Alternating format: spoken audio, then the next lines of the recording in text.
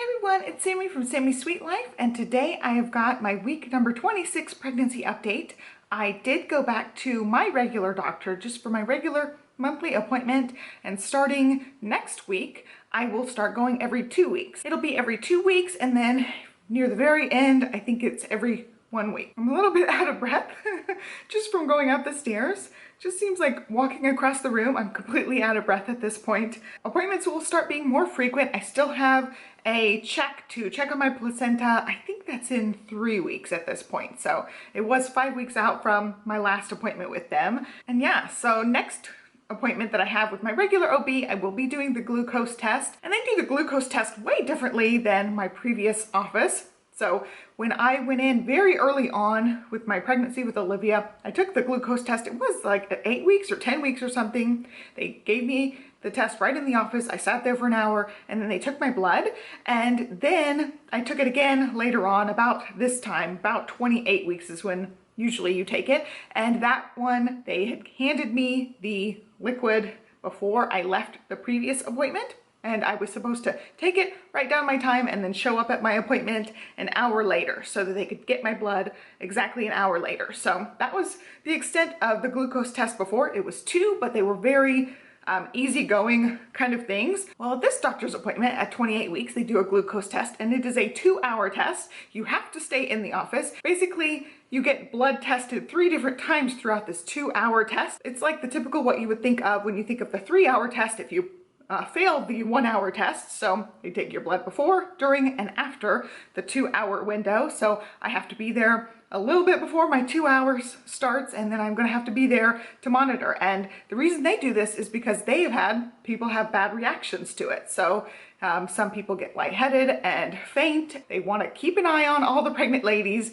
and that's just what they do. So I'm going to be in the office for over 2 hours that day. I will also have a doctor's appointment that day, and it just seems a little bit more intense doing it this way versus the way I have done it in the past. So it really just depends on your doctor's office how it's going to be done. And I was talking with friends, everybody said they took the 1-hour test, and if they failed that, they took the 3-hour test. So I feel like that is more standard practice than this 2-hour test where they test your blood 3 different times, but that's the way they do it, and I'm following what they do. So that was just a very minor part of this appointment. She's like, by the way, next time we're doing this test, and she had already told me it was going to be a 2-hour thing.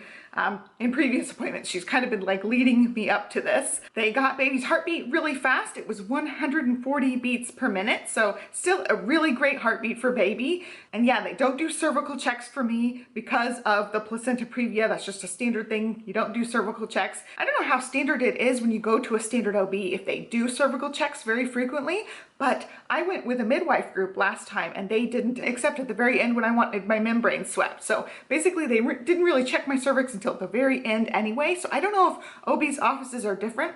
They did check my cervix at the very beginning of my pregnancy, and they haven't checked it since. And then with this placenta previa thing, they don't check it as a standard thing anyway. So I really don't know how the normal OB office kind of visits go as far as cervical checks. But speaking of the placenta previa issue, I talked to her a long time about this actually, and she had different things to say than the doctor who had done my ultrasound. She tends to think I'm still going to bleed. Like if any point I dilate, I'm going to be bleeding. And so she's really, you know, trying to prepare me mentally for that. Like, just because the other one says it's a more rare thing does not mean they don't see it in practice pretty frequently. So she said, you know, anybody with the partial placenta previa, she still sees them with bleeding problems. They still have the overnights, the bed rest, all that stuff, restrictions, everything. So I was kind of bummed out hearing that from her. I feel like the doctor who performs the ultrasounds, she doesn't monitor the patients from week to week, and she doesn't see the deliveries and that kind of thing. You know, if you have the complications, I don't go back to the maternal medicine doctor. I go to my OB. So she'd be the one that every time I bled or had problems, I would be going to her. And so I think she, in practice, sees more of what it is more normal like when you have placenta previa or partial placenta previa, whereas the other doctor, she's a little bit more removed from the actuality. So I feel like she had a more positive look on it, where my OB is more like realistic, and I actually really like that. That's one of the things I really liked about this OB.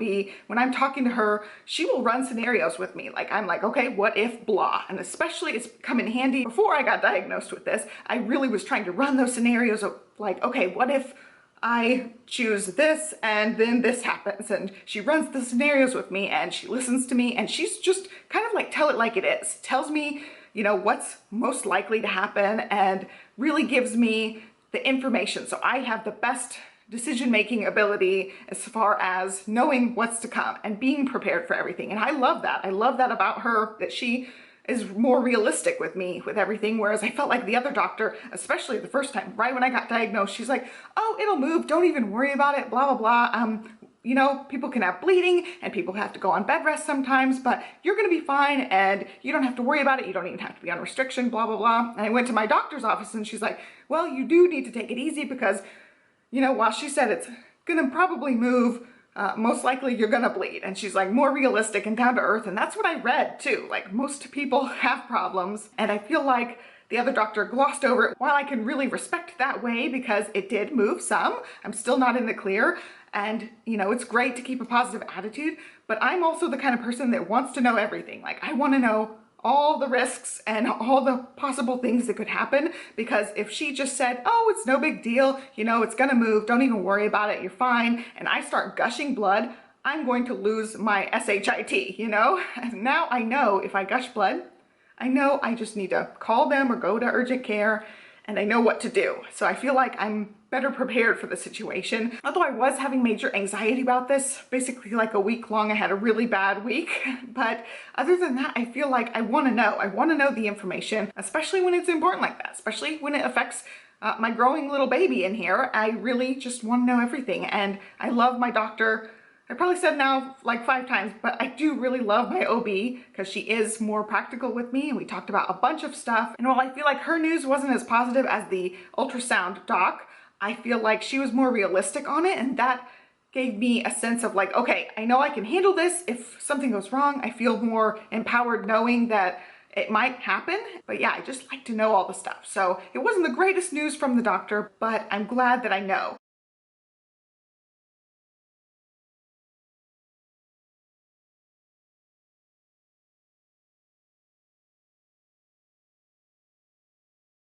I'm glad that she's just honest with me, where I'm going in there, I'm like, okay, well, the other doctor said it's really rare to bleed at this point because it's so far away. And she's like, oh, wait a minute, let me really like fill you in on the realistic expectations here, instead of going, yeah, it's really rare, don't worry about it. And then me being on top of the world and maybe doing too many things and causing bleeding possibly.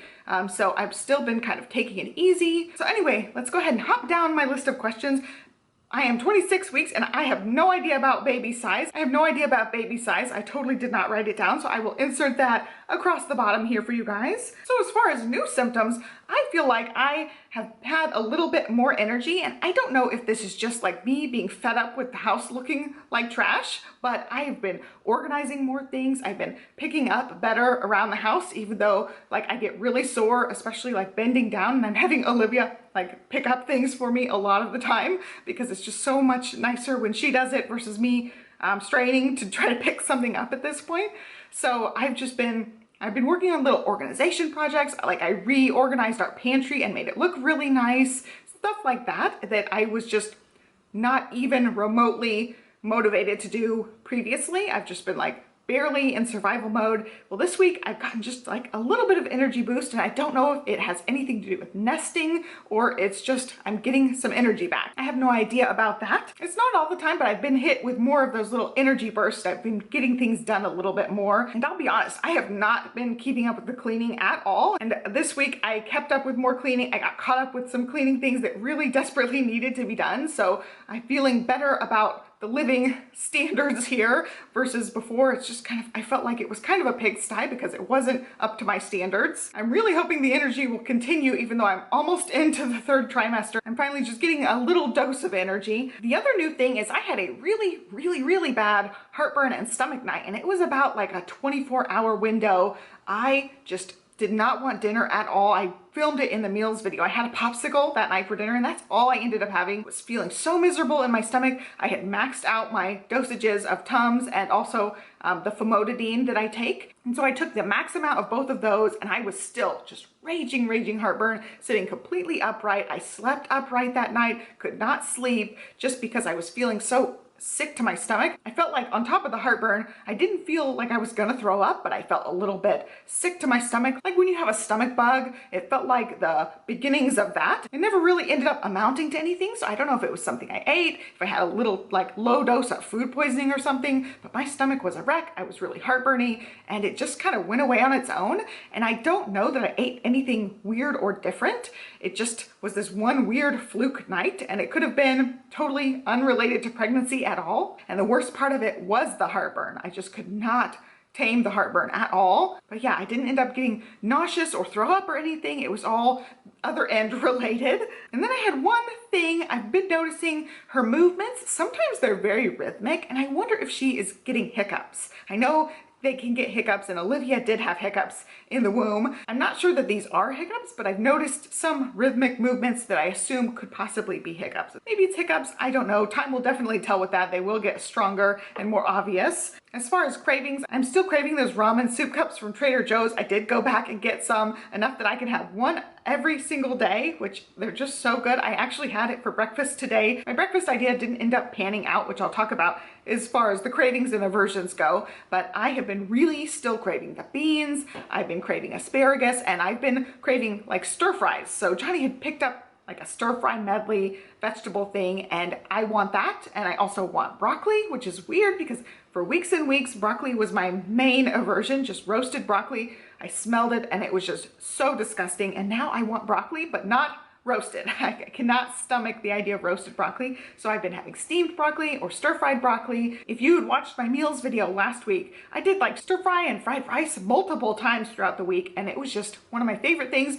We've been continuing to have more this week. I just really am into the stir-fry veggies right now. And my other craving has been for sweet tea, and I just love McDonald's sweet tea. It is too strong, like brewed too strong, and it's also too sweet. So I dilute it, and I have my cup. It's full of ice, and then I put like just a little bit of the sweet tea at the bottom. I drink a ton now, just constantly drinking like a full glass of drink constantly throughout the day at this point. But to give you an idea of how much tea I actually put in the cup, I bought 2 of the large sweet tea things, and I don't know how many ounces it is, but you know, the largest sweet tea that they give you. I bought 2 of those, and I still have some in the fridge, and it's been over a week. So I used just the tiniest little bit of that to give me the hint of the tea and the sweetness with my water, and I've just not been wanting plain water lately. One other thing I've been craving that's been sweet is ice cream sundaes. I bought all the stuff for ice cream sundaes, which you guys will see in my grocery haul next week. A few nights this week, I've also just had a scoop of ice cream. I just really liked that. It's nice, especially when it's so hot here. It's nice to have something cold like that. And I've had this like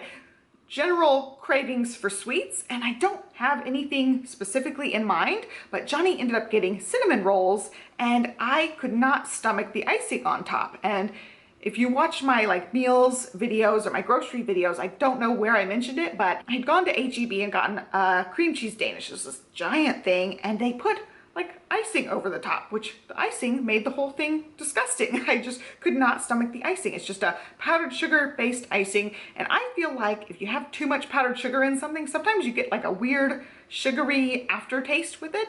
Well, the taste I'm getting with the powdered sugar based icing or powdered sugar based things now is I'm getting a metallic taste, you know? It's just part of the pregnancy thing going on. But I could not eat the cinnamon roll. I took one bite of it, it tasted like metal, and I couldn't eat it. So I was really bummed out because I thought it sounded good, but I've had moments like that where I've gone to try a sweet and it tastes bad to me, just something about it. So I've had that problem with chocolates. Like the chocolate tastes kind of metally to me, so I can't really go for anything super chocolatey. So basically any like attempt I've had at sweets, I've had this like blah reaction to. Aside from the ice cream, I've really enjoyed that, but I've been having the metallic taste with the sweets sometimes. But worse than that, it makes my heartburn super raging. The heartburn has just been killer anytime I have something super sweet. I went to town on some peanut butter M&Ms the other day, and I had the worst heartburn. And a couple hours after that, I was miserable with really bad heartburn. So I tend to stay away from the sweets, but this week I've actually been starting to crave them. So that's been a struggle to first of all, find anything that I like that's sweet, that feeds that sweet craving. And second of all, things that don't just kill me with the heartburn. So it's almost not even worth it to even attempt the sweets. Like the cinnamon roll this morning, I almost ugly cried because I was looking forward to having this morning, and I took one bite and I was like, oh, it tastes like metal. I almost cried, and it was pretty pathetic. But anyway, I had that, and then I was like, I'm just gonna go eat my ramen noodle soup cup because I know that's good. And so now I've already eaten my cup of soup for the day. And as far as the versions, I had one, and it was the weirdest, randomest thing. I cooked some sweet potato gnocchi, and it has a butter sage sauce. And we have had this in the past. I bought it from Trader Joe's at least one other time, possibly 2 other times. And Johnny and I have enjoyed it. I don't think Olivia tried it in the past, but I started cooking it and I felt so nauseous just from the smell of the sage. And I ended up having to just throw the whole thing away. Olivia had sampled like one, didn't end up liking it. I threw hers away as well. And we picked up Five Guys that night. It was just so horrible. I could not stand the smell. I thought I was going to throw up. That's the first time I felt like throwing up in a really long time. It just sent me over the edge. And like all evening, I could barely function just because I felt so nauseous. I did end up having to take the Zofran that night. And then eventually I was able to eat. We got the burgers really late because I wasn't even sure I was going to eat after that. It was just so repulsive to me, which is so funny because I've liked it in the past. I bought it not even questioning it, you know? I had it in the past and it was fine. So definitely I'm going to stay away from sage because that's what the smell was. It was just overpowering. I feel like at this point I ate plenty this week. I ate probably more than I even ate last week, and I am the same exact weight as last week. I actually was down 0.2 of a pound, which is really bizarre. So it just has to do with, I don't know, water weight or something, because I have 0 change this week, and that still leaves me at 19 pounds overall this whole pregnancy. No real new discoveries this week. It's just kind of the same repeat of last week, just a couple of new things that I've already talked about. And then comparing this pregnancy to Olivia, it's just food and mood. I definitely liked food a whole lot more in her pregnancy, and my mood was a lot better. I just feel kind of, especially like today, I felt kind of blah. Didn't want to do anything with my hair, so I just shoved it up. I barely even got dressed this morning. It's just kind of, I'm just not in a great, happy, ecstatic mood like I was with her. I'm just having these days where I'm just like, blah, I don't want to do anything. And I had just talked about earlier on that I've had these bursts of energy. Well, it's obviously not all the time because